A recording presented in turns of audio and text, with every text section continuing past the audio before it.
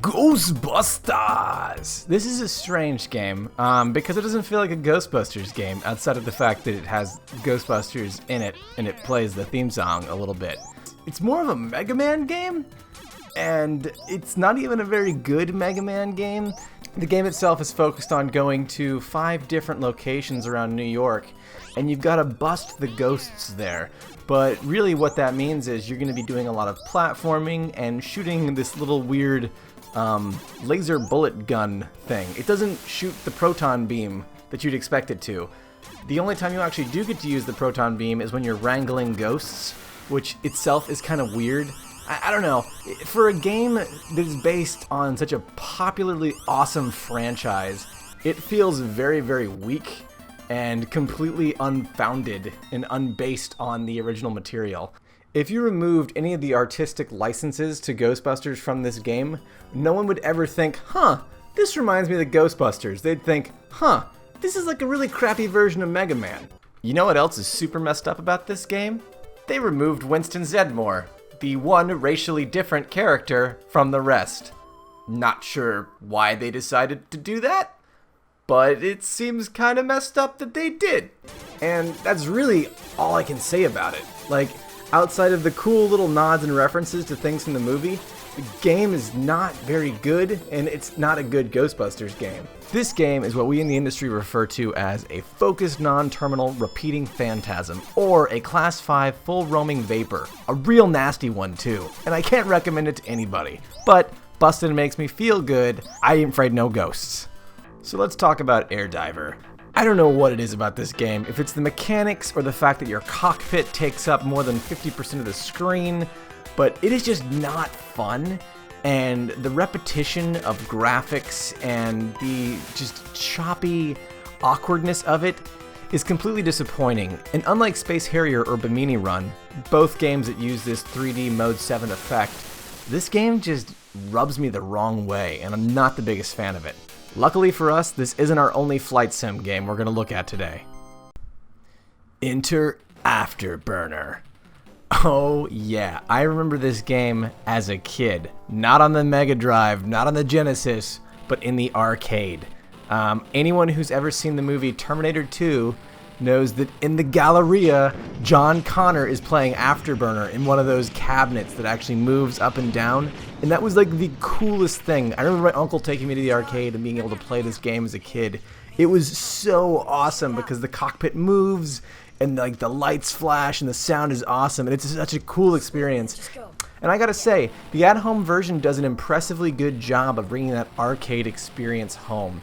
Sure, you don't get the moving cockpit, but the game is gorgeous and fast, and like I can't believe how good it looks on the Genesis in 1990. Like, Afterburner is an impressive little game. Difficult, but impressive. If you're interested in playing a really fun, Top Gun-inspired arcade game that simulates flying an F-1 Tomcat, look no further than Afterburner. It's a blast and a half. Now, if only I could find an arcade that had Afterburner so I could play it in all its glory again. That would be awesome. I think he said he was going to the Galleria, right? Yeah. The Galleria? Man, back in 1990, shoot-em-ups must have been the Call of Duty of that era, because here we have another one, and it is plain Jane as it gets. You play as a robot that can turn into a plane, and you shoot the same exact enemy that comes at you over and over and over again. Not too much to say about Arrow Flash outside of it does a fine job of being a shoot 'em up. There's your typical collectible power-ups.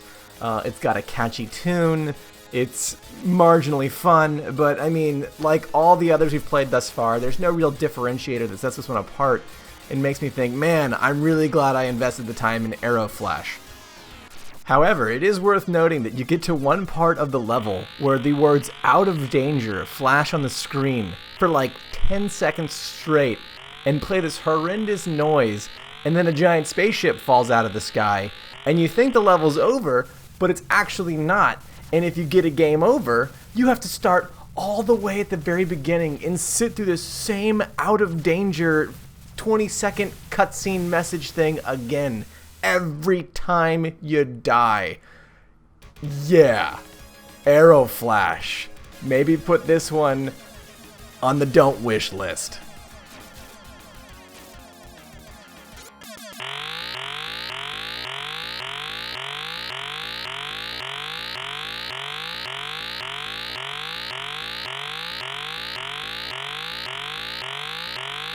You know how everyone says movie licensed games get a bad rap because they're not very good? This might be one of the reasons why. Batman, the 1989 movie, was an amazing Batman movie. Tim Burton did such a wonderful thing with that license and turning it into a movie.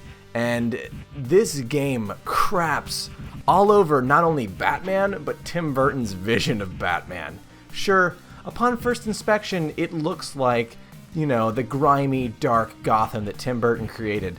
But as you progress through, you start to realize that this is just a terrible game.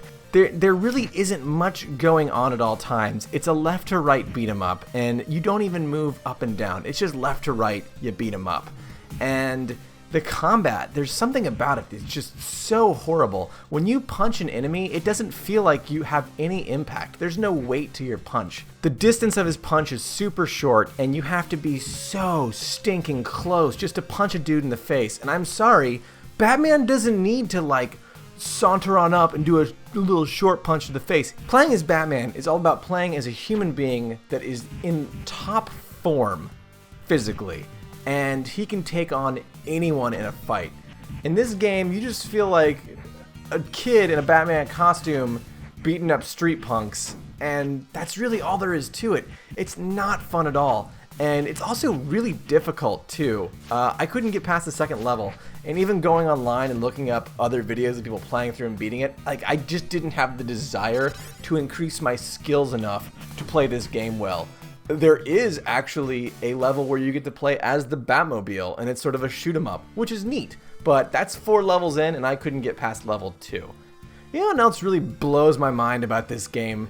It's not that it's just a bad game, but it doesn't even have Danny Elfman's Batman theme in it.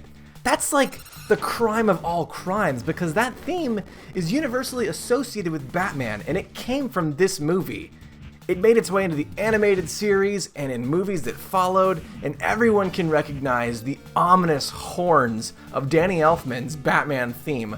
But for whatever reason, they thought, let's not translate it into the SEGA game. I mean, frickin' Mega Man Ghostbusters over here did a good attempt of getting the Ghostbusters theme into a game, but we can't translate Danny Elfman's Batman theme. That's just not possible. Even though we have the license to one of the most expensive characters ever made, we can't translate a song that came out only the year prior into the game. That'd be too much work. We can't do it. It's just not possible. We just don't have the technical prowess. We don't have composers or people that can make music on staff that could make such an amazing theme and the SEGA sound good. Oh, we're so sorry. We're so sorry. Yeah, forget this game. Not including the Danny Elfman theme. That's some bull crap right there.